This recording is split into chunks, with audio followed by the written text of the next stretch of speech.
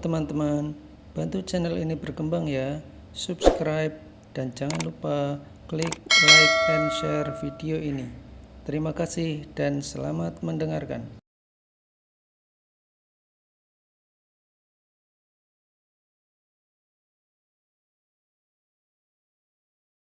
Bab ke-161. Ara duduk menyandar di kursi tunggu, perutnya begitu penuh hingga terasa begah akibat terlalu banyak makan. Rasanya ia akan muntah jika banyak berjalan, padahal bisa menghabiskan 3 piring yang dia katakan hanya candaan saja, tapi siapa sangka, Raditya benar-benar memesankan untuknya. Karena gengsi ia terpaksa menghabiskan, rasanya tak makan 1 minggu juga tidak apa-apa saking penuhnya perutnya terisi. Mas, kamu balik saja.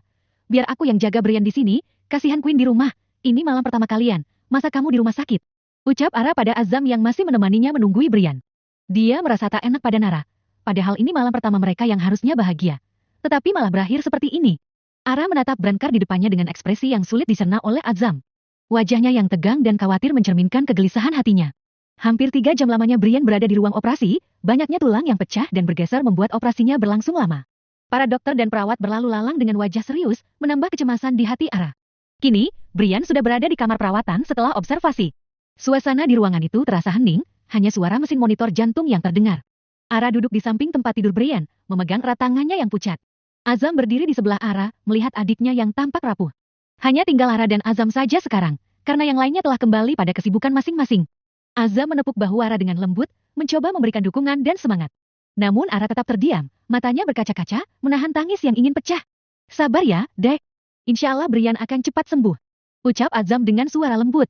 Ara hanya mengangguk pelan, mencoba menarik napas dalam-dalam untuk menenangkan diri. Di saat seperti ini, dia hanya bisa pasrah dan berdoa agar Brian segera pulih dari cedera yang dialaminya. Sudah, aku tidak apa-apa. Sana balik, jangan sampai istrimu kabur di malam pertama karena kamu anggurkan. Goda Ara dengan senyum tegil yang ia paksakan. Azam menjawil hidung Ara, lalu mengusap pelan kepala adiknya itu dengan kasih sayang. Mas balik, ya? Kalau ada apa-apa langsung kabari orang rumah, mengerti? Ara mengangguk. Udah, sana.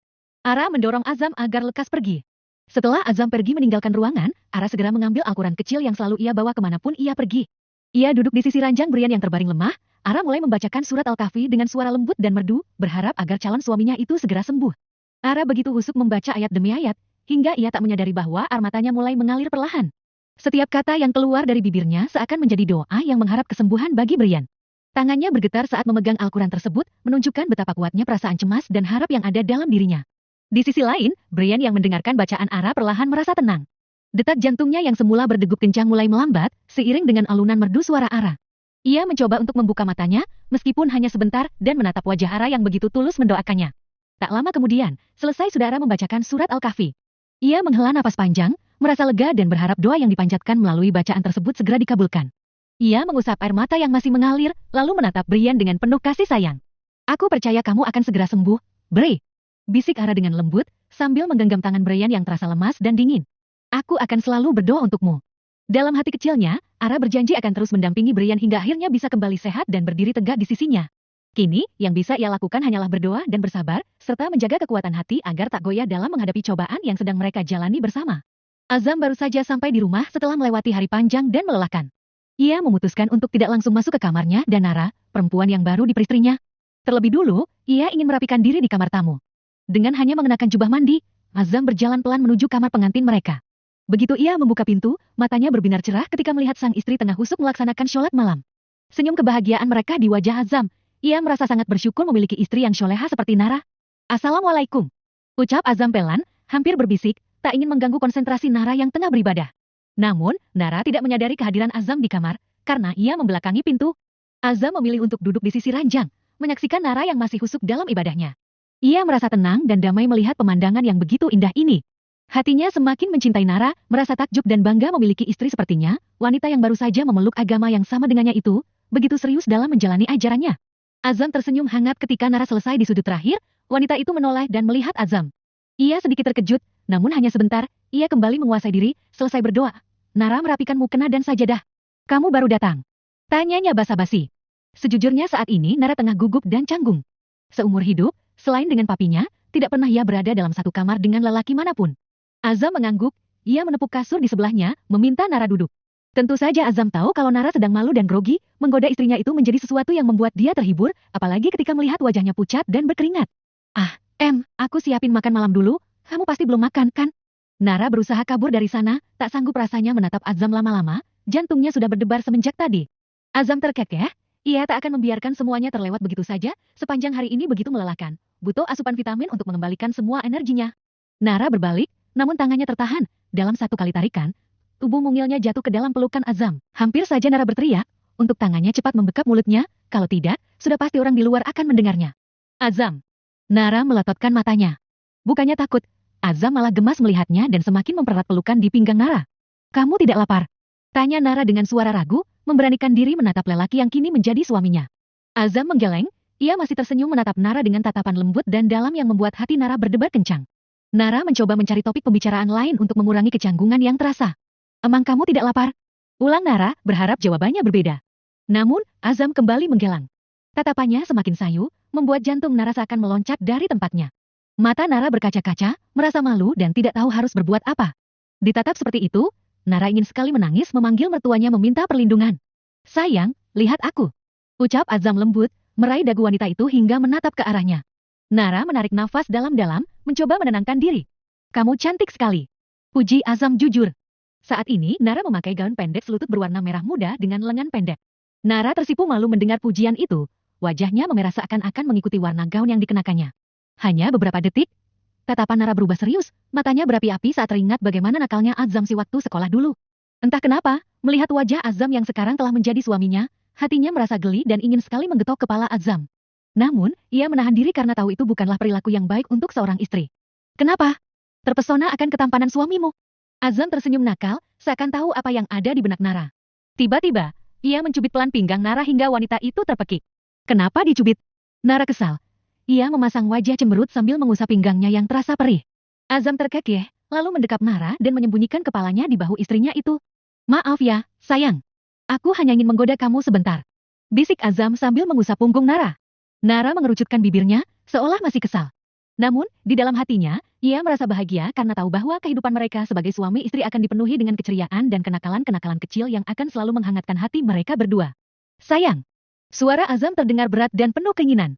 Jantung Nara yang sempat tenang kini kembali berdebar keras, apalagi ketika ia merasakan sesuatu yang bergerak dan berdenyut di bawah P4-nya yang menduduki paha Azam. Nara meneguk ludah, mencoba meredakan kegelisahan dalam hatinya. Kamu pasti lelah, istirahatlah. Ujarnya berusaha mengalihkan perhatian, berharap suaminya akan mengerti bahwa ia belum siap. Namun, Azam tak ingin melewati malam pertama mereka hanya dengan tidur. Sudah lama ia menunggu hari ini dan ia tak akan melewatkan kesempatan yang ada. Dengan tatapan penuh harap, ia menatap Nara dan berkata, "Aku menginginkanmu, apa boleh?" Nara merasa terpojok, namun ia tak ingin mengecewakan suaminya. Dengan berat hati, ia mengangguk pelan, memberikan izin bagi Azam untuk melanjutkan keinginannya. Mereka pun memulai malam pertama yang penuh keintiman dan ketegangan, saling mencoba memahami dan menyesuaikan diri dengan pasangannya. Nara merasa jantungnya berdebar kencang ketika matanya beradu dengan tatapan lembut Azam. Air mata mulai menggenang di sudut matanya saat merasakan jemari Azam menyentuh bibirnya dengan lembut. Dalam hati, Nara berteriak ketakutan, merasa cemas dan takut akan apa yang akan terjadi pada malam ini. Meskipun Azam adalah suaminya yang sah, Nara tak bisa menepis rasa takut yang menyelimuti hatinya. Ia pernah mendengar, malam pertama itu sangat menyakitkan. Ketakutan dan kekhawatiran itu membuatnya merasa tidak siap untuk menghadapi apa yang akan terjadi pada malam ini. Namun, Nara mencoba untuk mempercayai Azam dan membiarkan suaminya itu memimpin jalannya permainan panas di antara mereka. Dengan perlahan, Nara memejamkan matanya, berusaha menenangkan pikiran dan perasaannya, serta menyerahkan dirinya sepenuhnya pada Azam. Azam, yang menyadari kekhawatiran Nara, berusaha untuk menghadirkan suasana yang nyaman dan tenang. Ia mencoba menenangkan Nara dengan mengelus rambutnya lembut dan berbicara dengan nada yang lembut dan penuh kasih sayang, meyakinkan Nara bahwa ia akan menjaga dan melindunginya. Jangan khawatir, aku akan bersikap lembut padamu, sayang. Bisik Azam di telinga Nara. Membuat seluruh tubuh wanita itu bergetar hebat. Perlahan, suasana di kamar tersebut menjadi semakin hangat dan penuh cinta, membuat Nara merasa lebih tenang dan percaya pada Azam. Ketakutan dan kekhawatiran yang sebelumnya menyelimuti hatinya, mulai tergantikan dengan rasa cinta dan kepercayaan pada suaminya itu. Bab ke-162. Azam dan Nara berdiri di depan kamar mandi, rambut Nara yang basah dikeramas oleh Azam dengan lembut. Wajah mereka terlihat segar dan berseri-seri, penuh semangat menyambut hari yang baru. Azam tersenyum bangga saat melihat bekas merah di leher Nara, hasil dari gairah semalam yang tak terbendung. Nara, di sisi lain, mengerucutkan bibirnya cemberut, merasa sedikit kesulitan berjalan karena kaki yang pegal dan pinggang yang linu. Kamu ini, berjanji hanya satu kali, tapi kenapa jati berulang-ulang? Keluh Nara sambil mencoba berjalan pelan menuju kamar. Azam tersenyum simpul, memandang Nara dengan penuh cinta. Maafkan aku, sayang. Tapi kamu tahu sendiri, aku tak bisa menahan diri saat melihat kamu begitu menggoda. Ucapnya sambil mengelus lembut rambut Nara yang masih basah. Nara hanya menghela napas panjang, mencoba mengendalikan rasa sakit yang mulai mereda. Dasar. Pokoknya aku tidak mau lagi melakukannya sampai sakitku hilang. Nanti aku tidak bisa berjalan. Ucapnya dengan nada setengah mengeluh. Azam mengecup kening Nara, lalu menggandeng tangannya erat. Ayo, kita sholat subuh berjamaah bersama yang lain. Aku akan membantumu berjalan, sayang. Ajaknya dengan lembut. Keduanya berjalan beriringan menuju musalah kecil dalam rumah. Dan Nara, meski merasakan sakit, tak bisa menahan senyum bahagianya karena memiliki suami yang begitu perhatian dan penuh cinta seperti Azam. Ara baru saja menyelesaikan sholatnya di ruang khusus di rumah sakit, dengan harapan kesembuhan untuk Brian yang terbaring lemah di kamar perawatan. Setelah sholat, Ara membacakan surat penyembuh untuk Brian dengan khusyuk, sambil menahan air mata. Karena Ara dan Brian belum resmi menikah, ia meminta seorang pengawal yang bertugas menjaga di luar kamar untuk membersihkan tubuh Brian dan mengganti pakaiannya. Pengawal itu pun melakukannya dengan hati-hati, menjaga kehormatan Brian dan juga rasa tidak nyaman Ara. Hari ini, Ara sedang menjalani puasa nazar, sebagai wujud doa dan harapan agar Brian segera pulih dari sakitnya. Setelah tubuh Brian bersih dan pakaiannya diganti, Ara duduk di samping ranjang sambil membaca zikir dengan suara merdu yang melankolis. Air mata Ara mengalir deras, hatinya begitu terpukul melihat calon suaminya itu terbaring lemah dan tak berdaya. Dalam doa-doa dan zikirnya, Ara memohon kepada Tuhan agar diberikan kesabaran dan kekuatan untuk menghadapi cobaan ini, serta kesembuhan bagi Brian. Suaranya terdengar begitu merdu, membuat beberapa perawat dan pengawal yang berada di luar ikut terhanyut dalam kesedihan dan rasa haru. Mereka berdoa bersama, berharap bahwa cinta yang tulus dan keikhlasan Ara dapat menjadi obat mujarab yang akan mengembalikan kebugaran Brian, sehingga mereka dapat bersama kembali dan mewujudkan pernikahan yang sudah direncanakan. Matahari bersinar terik menyinari ruangan itu, Ara duduk di samping tempat tidur Brian yang terbaring lemah. Wajahnya yang cantik tampak muram, air mata berlinang di pipinya. Dia menggenggam erat tangan Brian yang diinfus. Bri, kapan kamu akan membuka mata? Aku merindukanmu. Kamu janji akan menikahi aku, tetapi malah tidur di sini dan tak bangun-bangun. Ucap Ara dengan suara bergetar, mencoba menahan tangisnya. Suasana hening dan sunyi, hanya suara detik jam dinding yang terdengar. Ara terus menatap wajah Brian dengan penuh harap. Tiba-tiba, kelopak mata Brian perlahan bergerak, menandakan bahwa dia mulai sadar. Ara terperanjat, hatinya berdebar kencang. Brian! Bri, kamu bangun! Serunya dengan penuh harapan. Namun, gerakan mata Brian terhenti, seakan hanya refleks, dan kembali terpejam. Ara menahan napas, merasa kecewa dan bersedih. Dia mencoba menguatkan hati, berbicara dengan lembut. Tolong bangun, Bri. Aku ingin kita menikah. Aku akan mencintai kamu sepenuh hati. Jangan membuatku menjanda sebelum menikah, Bri. Diam-diam, di lubuk hati yang terdalam, Brian mendengar suara Ara yang memanggilnya. Meskipun tubuhnya lemah dan tidak mampu bergerak, hatinya merasakan rasa cinta dan kepedihan dari Ara. Apakah dia akan sanggup menghentikan perjuangan hidup ini, atau akan bangkit demi Ara yang sudah menerima dirinya? Siang itu, rumah sakit terasa penuh oleh kehadiran keluarga dan sahabat. Rafael tiba bersama Aisyah, Azam datang dengan Nara, Rama membawa istrinya Laras, serta Kenzo, Nia, dan Raditya yang turut memeriahkan suasana. Mereka semua datang untuk menjenguk Brian yang masih belum sadarkan diri meskipun sempat membuka mata sejenak pagi harinya. Di sisi ranjang, Ara terlelap dalam tidurnya setelah semalam bergadang membaca Al-Quran untuk Brian. Ia tak menyadari bahwa keluarganya telah datang mengunjungi mereka. Kedua tangannya masih menggenggam erat tangan Brian, menunjukkan betapa cintanya pada calon suaminya itu. Dalam tidurnya, Ara mulai mendengar suara berisik dan tawa riang yang datang dari luar kamar. Ia berusaha membuka mata, meski terasa berat dan lengket, ia tetap ingin melihat siapa yang telah membuat keributan. Saat akhirnya ia berhasil membuka matanya, Ara melihat wajah-wajah yang ia kenal baik. Wajah-wajah yang selalu ada di saat-saat sulit seperti ini. Raditya mengejutkan Ara dengan seruan kerasnya. Sudah bangun putri tidur. Tiba-tiba, semua orang di ruangan itu menoleh dan memperhatikan Ara yang baru saja terbangun. Akan tetapi, tatapan Ara seolah tak peduli dengan kehadiran mereka, karena kini ia hanya fokus pada sosok Brian yang tengah tersenyum ke arahnya. Meskipun wajah Brian masih tampak pucat dan bibirnya kering, senyuman itu mampu membuat air mata Ara berlinang bahagia. Kamu bangun, Bri? Kamu sudah sadar? Suara Ara bergetar, penuh harap dan emosi. Dengan tubuh bergetar ia bangkit dari duduknya dan mendekat lebih dekat lagi dengan Brian. Brian mengedipkan matanya seolah ingin meyakinkan Ara bahwa ia benar-benar sadar. Senyum lembut itu kembali terukir di wajahnya, menatap Ara dengan mata berkaca-kaca. Keduanya saling berbagi tatapan penuh makna, seolah merasakan kebahagiaan yang sama setelah mengarungi cobaan yang berat. Sayang, sebaiknya kamu pulang dan beristirahat di rumah saja. Banyak yang menjaga Brian di sini, ada pengawal juga yang mengawasi. Ucap Rama pada sang anak. Ara menggelang. Tidak ayah, gimana kalau nanti saat aku pergi Brian tidur dan tidak bangun lagi? Ucap Ara dengan suara bergetar penuh ketakutan.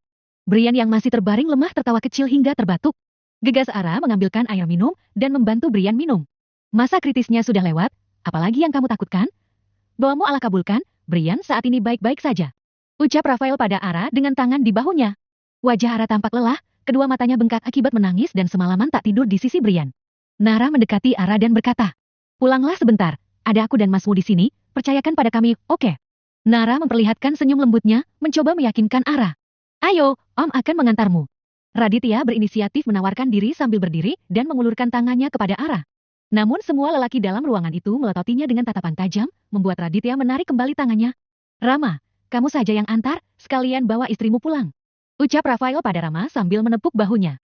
Rama mengangguk, membantu Ara berdiri dan melingkarkan tangan di pinggang istrinya. Ayo, sayang. Kita pulang sebentar, istirahat. Nanti kita bisa kembali lagi ke sini. Ara menatap wajah calon suaminya, lalu menoleh ke arah Rafael dan Aisyah, dan akhirnya mengangguk lemah. Dia tahu bahwa dia harus tetap kuat untuk Brian, dan untuk itu dia memerlukan istirahat. Mereka berjalan keluar ruangan itu, disusul pandangan harap dari keluarga yang tersisa. Semua berharap bahwa Ara akan kembali dalam kondisi yang lebih baik, dan Brian akan terus membaik untuk bisa pulang bersama keluarganya dan melanjutkan pernikahan yang tertunda. Tuan, kata Raki sambil mendekati Rafael dengan tablet di tangannya. Ia menyerahkan tablet itu kepada Rafael, yang kemudian dikelilingi oleh Azam, Raditya, dan Kenzo yang ingin melihat hasil penyelidikan mengenai insiden kecelakaan yang menimpa Brian. Setelah menekan tombol play, mereka semua terkejut melihat video yang tengah diputar.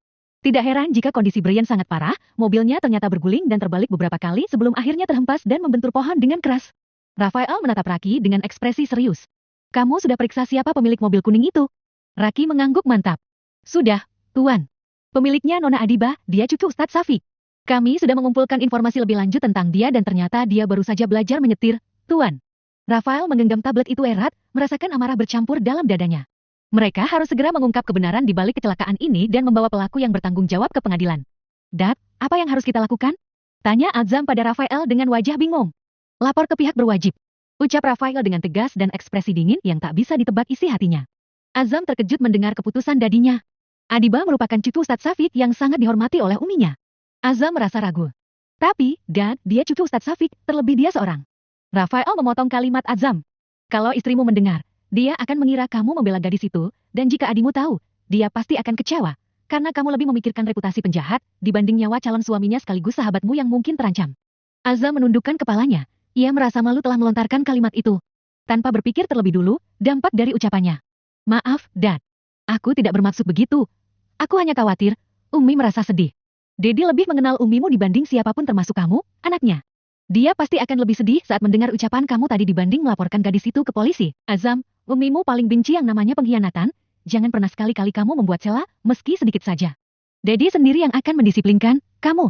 Rafael berbalik pergi, diikuti oleh Raki yang selalu setia mengawalnya kemanapun ia pergi.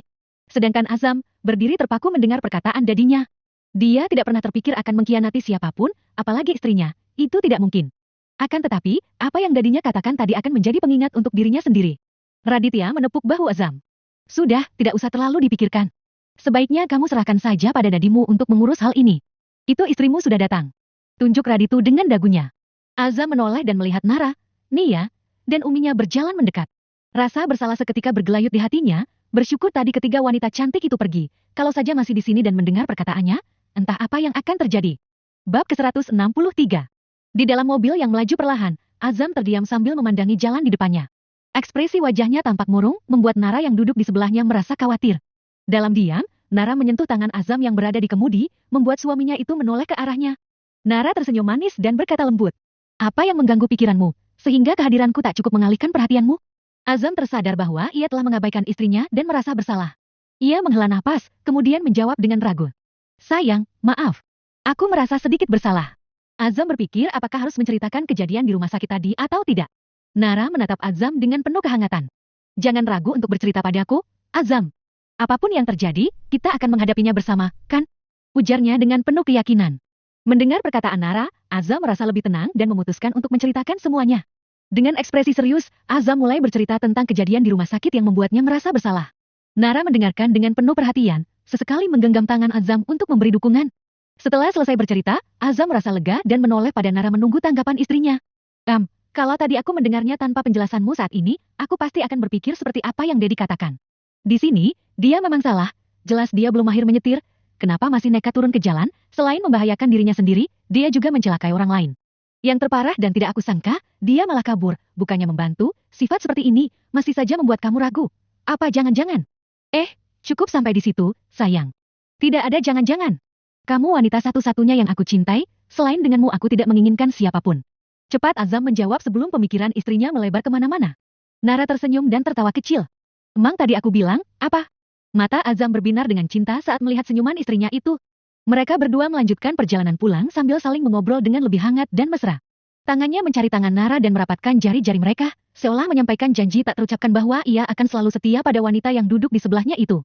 Pada saat itu, suasana di dalam mobil terasa lebih hangat dan akrab, perlahan mengusir keraguan dan kekhawatiran yang sempat menghantui pikiran Nara. Percakapan mereka pun semakin lancar, berbicara tentang kebahagiaan mereka, impian masa depan, dan canda tawa yang selalu menjadi bumbu kehidupan dalam rumah tangga. Di sebuah rumah bergaya kuno yang terbuat dari kayu, suasana hening terasa. Tiba-tiba keributan pecah.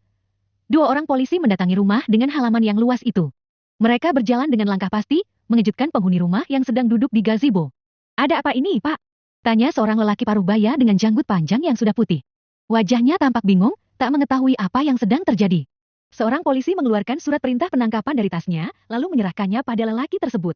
Kami datang untuk menangkap cucu Anda, Ustadz. Adiba terlibat dalam insiden kecelakaan yang menimpa saudara Brian di Jalan XX sore tadi. Kami mendapat laporan ini dari pihak keluarganya, dan kami harus memastikan kebenarannya. Mendengar penjelasan polisi tersebut, wajah Ustadz Safik berubah pucat. Dalam hatinya, dia tak bisa membayangkan bahwa cucunya yang selalu baik dan sopan bisa terlibat dalam kecelakaan yang menimpa Brian. Ustadz Safik berdiri, menggenggam erat surat perintah penangkapan tersebut, dan berjalan ke dalam rumah untuk memanggil Adiba. Sementara itu, Adiba yang sedang berada di kamarnya merasa ada yang tidak beres. Ketika mendengar suara kaki Ustadz yang mendekat, Adiba merasa degup jantungnya semakin cepat.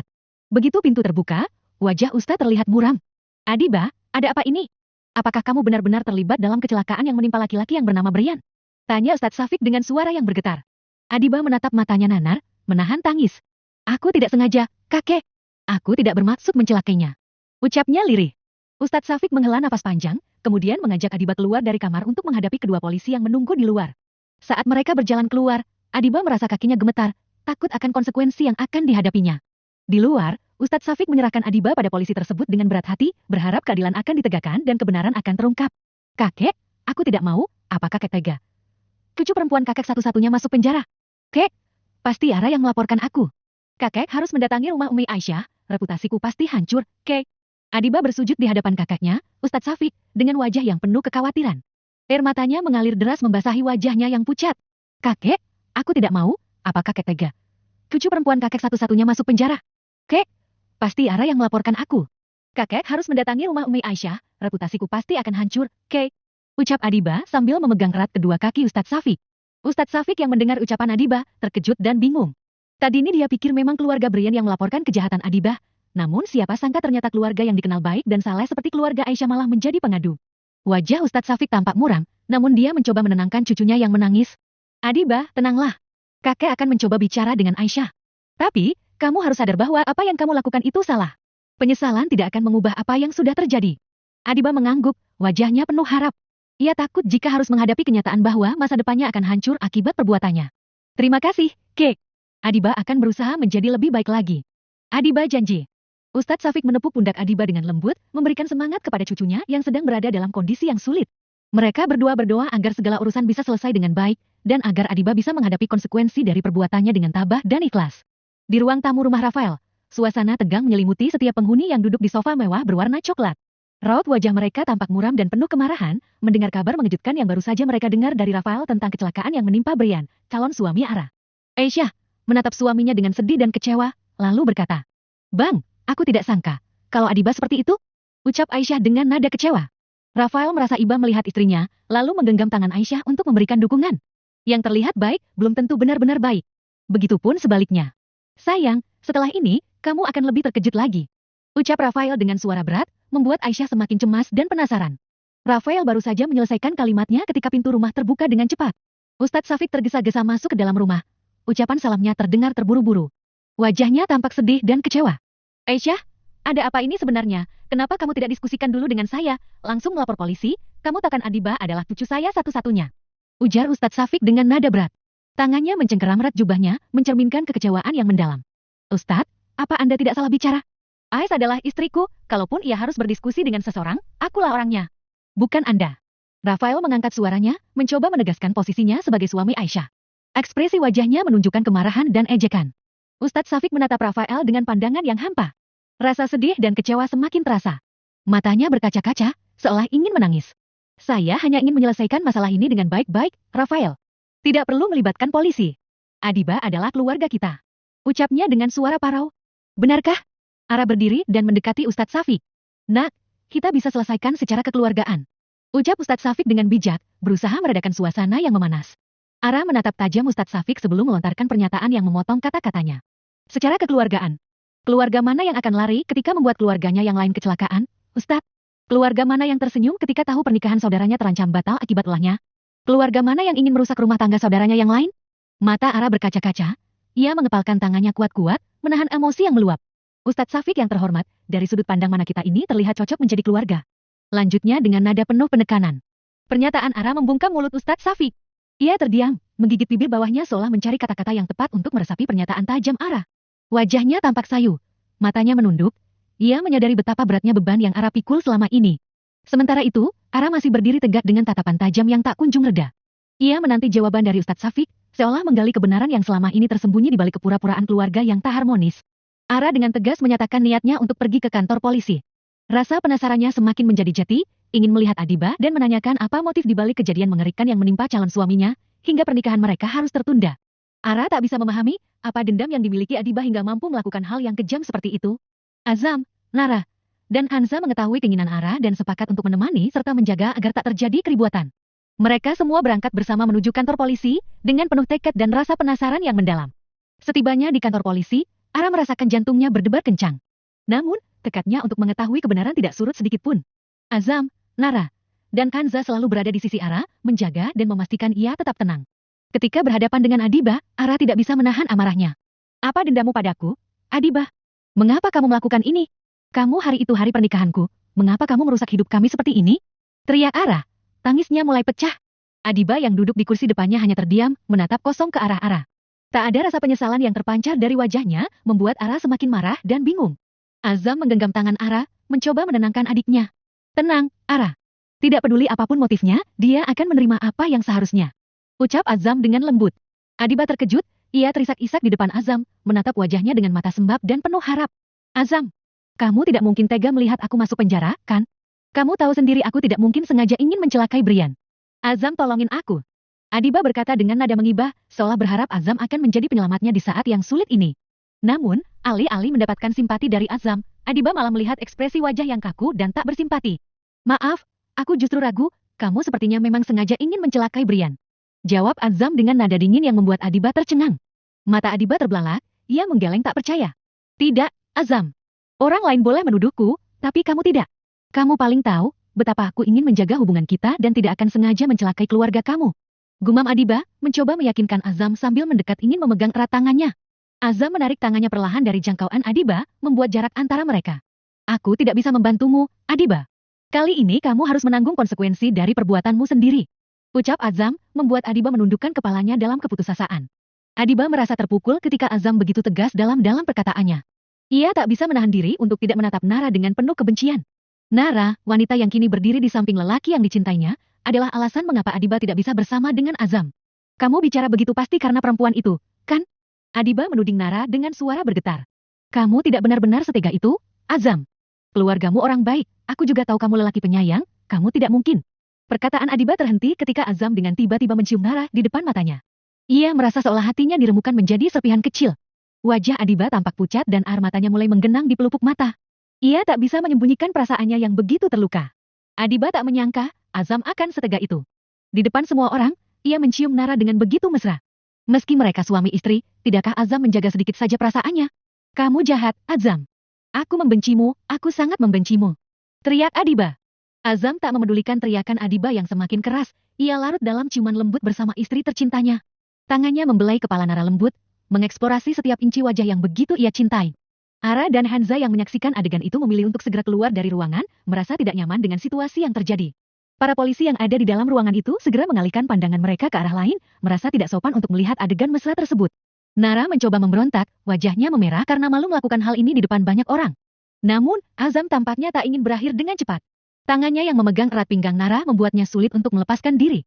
Seiring dengan kerasnya teriakan Adiba yang semakin tak terkendali, Azam semakin memperdalam ciumannya pada Nara. Ia ingin menunjukkan pada Adiba bahwa yang dicintainya adalah Nara, bukan Adiba.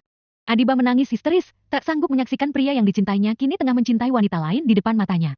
Azam melepaskan ciumannya pada Nara, menatap Adiba dengan tatapan dingin. Kamu harus sadar. Yang kucintai adalah Queen, bukan kamu. Kamu tak akan pernah bisa menggantikan tempatnya di hatiku. Ucapnya tegas. Nara yang masih merasa malu, menundukkan kepalanya dan bersembunyi di balik tubuh Azam, mencari perlindungan dari tatapan penuh kebencian Adiba. Bab ke-164. Ara dan Hanza memilih pergi ke rumah sakit setelah dari penjara. Keduanya berjalan menyusuri koridor rumah sakit menuju kamar tempat Brian dirawat. Tangan mereka saling bergandengan erat, menunjukkan betapa akrab hubungan kakak adik di antara mereka. Dek, nanti kamu pulang minta jemput Mas Azam saja, ya. Soalnya, Mbak mau nginap di sini. Ucap Ara dengan lembut sambil menatap Hanza. Hanza mengangguk, memperlihatkan persetujuannya, lalu mereka terus berjalan hingga tiba-tiba Hanza berhenti di tengah koridor. Ia memicingkan mata menatap remaja lelaki yang berjalan ke arahnya dengan banyak perban, di kepala, di tangan, dan kakinya, hingga jalannya sedikit berjinjit. Kenapa? Kenalan kamu? Tanya Ara heran melihat perubahan ekspresi Hanza yang tiba-tiba serius. Hanza terdiam sejenak, seolah tenggelam dalam ingatan masa lalu yang buram. Aku kenal dia, Mbak. Dia teman lamaku dari dulu. Jawabnya pelan. Ara pun mengamati lelaki tersebut dengan seksama, mencoba menggali informasi lebih jauh tentang latar belakang pertemanan Hanza dengannya. Dia baik-baik saja, dah. Terlihat seperti baru saja mengalami kecelakaan. Ucapnya berusaha menenangkan. Hanza menatap lelaki itu dengan mata berkaca-kaca, lalu menggenggam tangan Ara lebih erat. Aku tidak tahu, Mbak. Tapi, aku ingin menemui dia dan menanyakan kabarnya. Ucap Hanza dengan suara bergetar. Mereka berdua akhirnya mendekati lelaki itu, dengan hati-hati dan penuh kekhawatiran. Hanza memanggil namanya pelan, membuat lelaki itu menoleh dengan wajah penuh keterkejutan. Hanza. Remaja lelaki itu terbelalak melihat sosok Hanza di depannya. Hanza mengangguk. Gio apa kabar? Kamu sudah 1 bulan tidak masuk sekolah, guru dan teman-teman mengkhawatirkan, kamu. Ucap Hanza. Alis Gio terangkat, ia menatap Hanza dengan sinis. Sejak kapan mereka khawatir padaku? Seharusnya kalian kan senang, berandalan ini tidak mengacau di sekolah. Belajar kalian juga pasti lebih tenang. Hanza meremas kedua tangannya dengan cemas. Bukan gitu, Ji, kita semua khawatir sama kamu. Ujarnya dengan lembut. Ah, sepertinya cuma kamu saja yang khawatir, sisanya aku tidak percaya. Ucap Gio dengan nada sinis. Tanpa basa-basi, dia melangkah pergi dengan langkah tertatih-tatih. Ara, yang menyaksikan kejadian itu, menatap lama penampilan Gio, teman adiknya. Ia seperti melihat sosok dadinya, Rafael, sewaktu masih muda. Mulai dari cara Gio berpakaian yang sedikit urakan, hingga cara bicaranya yang ketus dan dingin, mirip sekali dengan Rafael muda dulu. Menggelengkan kepalanya, Ara berkata pada Hanza. Ya, dari penampilan, dia memang terlihat seperti seorang berandalan. Jati, teman adikku yang cantik dan anggun ini ternyata seorang berandalan sekolah. Cibirnya dengan nada setengah bercanda, berusaha meringankan suasana hati Hanza yang sedih. Mbak. Hanza merajuk, ia berjalan dengan kaki dihentakkan keras ke lantai. Wajahnya tampak cemberut, kedua alisnya berkerut seolah menahan kekesalan yang tersimpan. Ara terkekeh, lalu berlari kecil mengejar Hanza yang semakin meninggalkannya. Ngambek, kalau suka, kejar, dong. Hasutnya sambil tertawa ringan. Apa sih, Mbak? Masih kecil gini mana ada suka-sukaan? Elak Hanza dengan wajah yang semakin cemberut. Beberapa kali ia menatap ke belakang, melihat ekspresi Ara yang semakin mengejaknya. Ara mencibir. Kecil apanya, bentar lagi, kan kamu mau SMA. Ucapnya sambil mengangkat bahu, seolah mengecilkan perasaan Hanza. Hanza membuang muka, keduanya terus berjalan menuju ruang rawat Brian. Namun, di balik amarah dan candaan mereka, Hanza masih terus memikirkan kondisi Gio yang penuh luka. Hatinya yakin bahwa Gio bukan korban kecelakaan, melainkan habis terlibat dalam perkelahian yang brutal. Hanza menggigit bibirnya, merasakan kegelisahan yang semakin menghantui. Ia bertekad untuk mencari tahu apa yang sebenarnya terjadi pada Gio yang menjadi penyebab dari luka-luka yang menimpanya. Ara mengetuk pintu kamar rawat Brian dengan pelan. Lalu bersama Hanza, ia memasuki kamar itu. Di atas ranjang, Brian terlihat tengah terlelap dalam tidurnya. Selang oksigen dan alat monitor yang sebelumnya menempel di dada Brian kini sudah tidak terpasang lagi, menandakan bahwa kondisi kesehatannya sudah jauh membaik. Hanza menoleh pada Ara. Mbak, Kak Briannya tidur, kalau gitu, aku balik dulu ya. Ara mengangguk mengerti. Baiklah. Mbak telepon supir untuk menjemput kamu, atau mungkin Mas Azam saja? Hanza menggelang. Tidak usah, Mbak. Aku naik taksi saja. Dia tak ingin merepotkan Mas Azam atau supir keluarga mereka. Ara tersenyum. Kalau begitu, hati-hati di jalan, ya. Terima kasih sudah menemani. Hanza mengangguk, kemudian meninggalkan kamar itu dengan hati lega melihat Brian sudah mulai pulih. Sementara itu, Ara duduk di samping ranjang Brian, menggenggam tangannya yang hangat, berdoa dalam hati agar calon suaminya itu segera bisa pulang dan berkumpul dengan mereka. Hanza berjalan dengan langkah gontai menuju gerbang rumah sakit, menunggu taksi yang ia pesan. Angin sore yang berhembus membuatnya merapatkan jaketnya yang tipis. Tak jauh dari tempat ia berdiri, terlihat Gio sedang asyik berbicara dengan seorang gadis seusia mereka. Gadis itu nampak menawarkan sesuatu pada Gio dengan senyum manis yang mengembang di wajahnya. Namun Gio, dengan ekspresi yang terlihat agak kesal, menolak dengan tegas. Siapa cewek itu? Apa dia pacarmu? Gumam Hanza sambil mengernyitkan dahi, masih memperhatikan mereka dari kejauhan.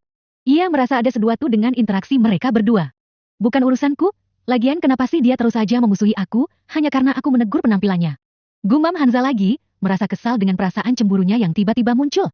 Ia menggigit bibirnya, berusaha menahan rasa cemburu yang terus mengusiknya. Tak lama, gadis itu pergi meninggalkan Gio yang masih tampak kesal.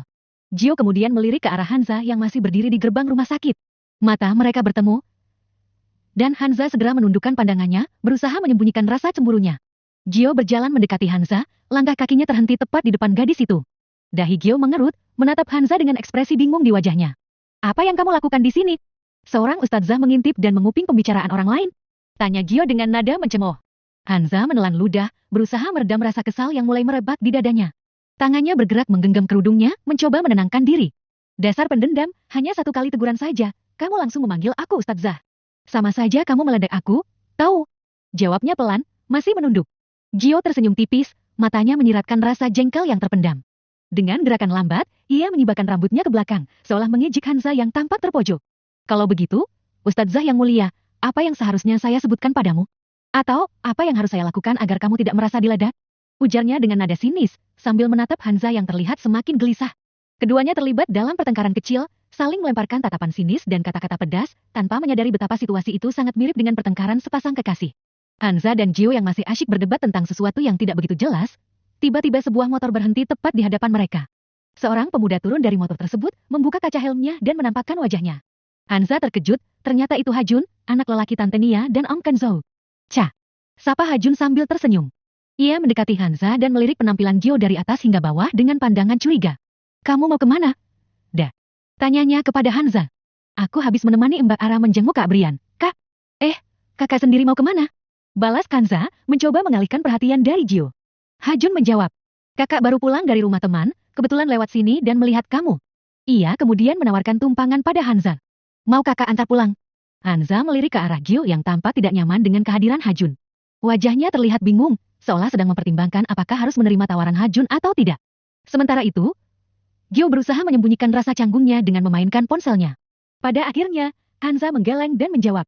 Maaf kak, tapi aku sudah pesan taksi, sebentar lagi datang kok. Batalkan saja, sebentar lagi sudah mau gelap, ini. Ucap Hajun lagi. Hanza melirik motor sport yang dipakai Hajun, dia merasa takut jika naik dengan motor besar itu. Tidak usah, kak.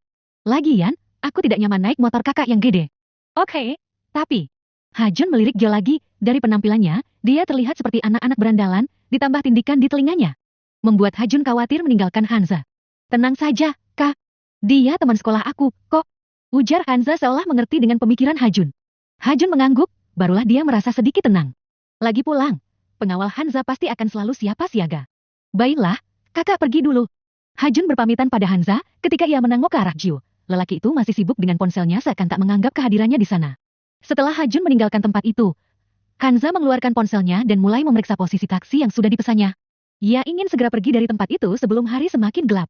Tiba-tiba, terdengar suara tawa keras yang menggelegar dari sebelahnya. Hanza menoleh, melihat Gio yang tertawa terbahak-bahak, namun di telinga Hanza, tawa itu terdengar seperti ejekan yang menusuk hatinya. Hanza mengerutkan kening dan bergumam dalam hati. Benturan di kepalanya, pasti sudah membuat otaknya geser. Bagaimana bisa dia tertawa seperti itu? Hanza merasa kesal dengan tawa tersebut. Namun, gelak tawa Gio semakin keras, seolah dia tahu apa yang dipikirkan oleh Hanza. Gio menatap Hanza sambil tertawa. Luka kecil begini, tidak akan membuat otakku error, jangan terlalu meremehkan seseorang seperti aku, Ustadzah. Ucapnya dengan nada mengejek. Hanza merasa sangat jengkel, andai lelaki itu tidak sedang terluka, pasti akan ia pukul dengan keras. Hanza menundukkan kepalanya dan kembali memeriksa ponselnya, berharap taksi pesanannya segera tiba agar bisa secepatnya meninggalkan tempat tersebut. Sementara itu, tawa Gio masih terus menggema di telinganya, membuatnya semakin merasa kesal dengan wajah cemberut. Bab ke-165. Malam itu langit ditutupi awan mendung dan hujan turun begitu lebat, gemuruh di langit terdengar menggelegar, disertai kilat yang menyambar-nyambar, menciptakan suasana yang mencekam dan menakutkan. Namun, tak ada yang bisa menggoyahkan tekad Ara untuk tetap setia menunggui Brian di rumah sakit. Di kamar yang luas dan dengan pencahayaan yang cukup terang itu, Ara duduk di sampingnya, mencoba menyuapi Brian makan. Sudah, aku kenyang. Ucap Brian dengan lemah, menolak suapan kelima dari Ara. Wajahnya tampak pucat, namun ia berusaha tersenyum. Satu lagi, ya. Aku janji, 1 suap lagi. Bujuk Ara dengan nada memohon, matanya berkaca-kaca melihat keadaan calon suaminya. Mendengar itu, Brian mengulas senyum tipis dan mengangguk. Sejak suapan ketiga tadi, kamu selalu bilang, 1 suap lagi, 1 suap lagi. Sayangku, aku benar-benar sudah kenyang. Ujarnya sambil mendorong lembut sendok di tangan Ara yang terasa gemetar. Ara tersenyum sedih, kemudian mengangguk, menaruh sendok itu di atas piring yang berisi bubur. Tangannya masih bergetar, menunjukkan betapa cemasnya ia dengan keadaan Brian. Maaf ya, aku hanya ingin kamu cepat sembuh. Bisik Ara dengan suara lirih, menahan air mata yang mulai menggenang di sudut matanya. Brian tersenyum hangat, mencoba menenangkan calon istrinya. Aku tahu, sayang. Terima kasih sudah selalu ada di sini untukku. Aku akan berusaha sembuh secepatnya. Katanya dengan nada lembut dan penuh harap. Hujan masih belum juga mereda, tetapi di dalam kamar rumah sakit itu, kehangatan cinta dan kebersamaan Ara dan Brian menjadi pelipur lara di tengah suasana mencekam dan menakutkan. Mereka berdua saling menguatkan satu sama lain, berharap badai dalam hidup mereka akan segera berakhir dan mereka bisa kembali bahagia dan merajut bahtera rumah tangga seperti yang mereka inginkan. Ara.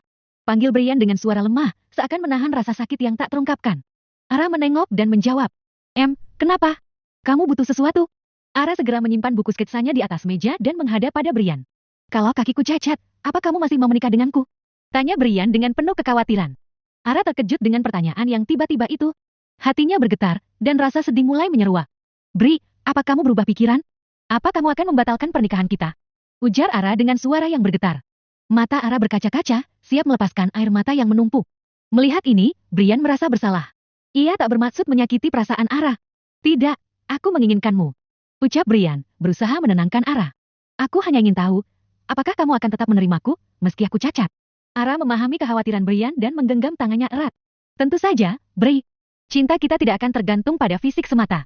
Aku akan selalu mencintamu, tak peduli apa yang terjadi. Brian tersenyum lega, meski mata Ara masih basah oleh air mata. Keduanya saling meyakinkan bahwa cinta mereka akan terus abadi, melampaui segala rintangan dan cobaan. Di belahan dunia lain, di sudut kamar yang mewah, terdapat sebuah kamar mandi yang baru saja digunakan oleh sepasang pengantin baru. Azam dan Nara baru saja selesai mandi bersama, kini mereka berdua keluar dengan handuk yang melilit tubuh masing-masing. Rambut Nara yang basah dan wangi menarik perhatian Azam. Wangi banget. Ucap Azam sambil mencium aroma rambut Nara yang basah dan harum. Nara tersenyum manis, kemudian mengalungkan tangannya di leher Azam dengan penuh kelembutan. Sejak malam pertama mereka, ia sudah tak lagi malu-malu menyentuh Azam, suaminya sendiri. Memangnya kamu tidak tahu, kalau perempuan selalu wangi kalau habis mandi? Azam mengedikkan bahunya sambil tersenyum simpul. Mana dia tahu, baru kali ini dia sedekat ini dengan perempuan, dan itu istrinya sendiri. Selama ini, Azam memang jarang bergaul dengan perempuan selain kedua adiknya, sehingga pengetahuannya tentang mereka masih sangat terbatas. Sayang, malam ini bolehkah kita mengobrol saja? Tanya Nara dengan nada lembut, menggantungkan tangannya di leher Azam. Azam terkejut dengan permintaan Nara, karena setelah malam itu, hampir setiap malam Azam meminta jatah. Mungkin istrinya merasa lelah hari ini. Ia mengangguk dan menggandeng tangan Nara untuk duduk bersama di tepi ranjang yang empuk setelah memakai pakaian. Mereka berdua kemudian terlibat dalam obrolan yang hangat dan penuh canda, saling mengenal satu sama lain lebih dalam sebagai suami istri. Di tengah kebahagiaan mereka, tak ada lagi rasa malu yang menghantui, hanya kehangatan cinta yang tulus dan mengikat hati keduanya. Waktu menunjukkan pukul 10 malam, suasana kamar Azam dan Nara terasa hening dan gelap. Hanya suara rintik hujan yang terdengar, menambah aura romantis di antara mereka berdua. Azam yang sebelumnya tengah memeluk pinggang Nara, mulai merasa gairahnya memuncak. Tangan Azam bergerak ke arah yang lebih intim, membuat Nara terkejut dan langsung membuka matanya. Dengan melotot, Nara berkata, "Sayang, tadi sudah janji malam ini kita hanya ngobrol, kan?" Suaranya serak, mencoba menahan rasa tidak nyaman yang mulai menjalar. Azam merapatkan tubuhnya dengan Nara, lalu berbisik di telinga istrinya. "Sayang, aku tidak kuat, aku mohon." Suaranya berat dan penuh hasrat, membuat Nara bergidik geli. Nara merasa dilema. Tapi, gumamnya masih mencoba menolak. "Ses, kamu cukup tidur saja. Biar aku yang bergerak." Ujar Azam, kemudian perlahan menaiki tubuh Nara yang terbaring. Nara menutup matanya, merasa pasrah pada keinginan suaminya, sementara Azam mulai menggumuli tubuh istrinya dengan penuh perasaan. Nara berbaring di samping suaminya, tubuhnya lemas dan berkeringat. Napasnya terengah-engah, mencoba menemukan kembali ritme pernapasannya yang normal.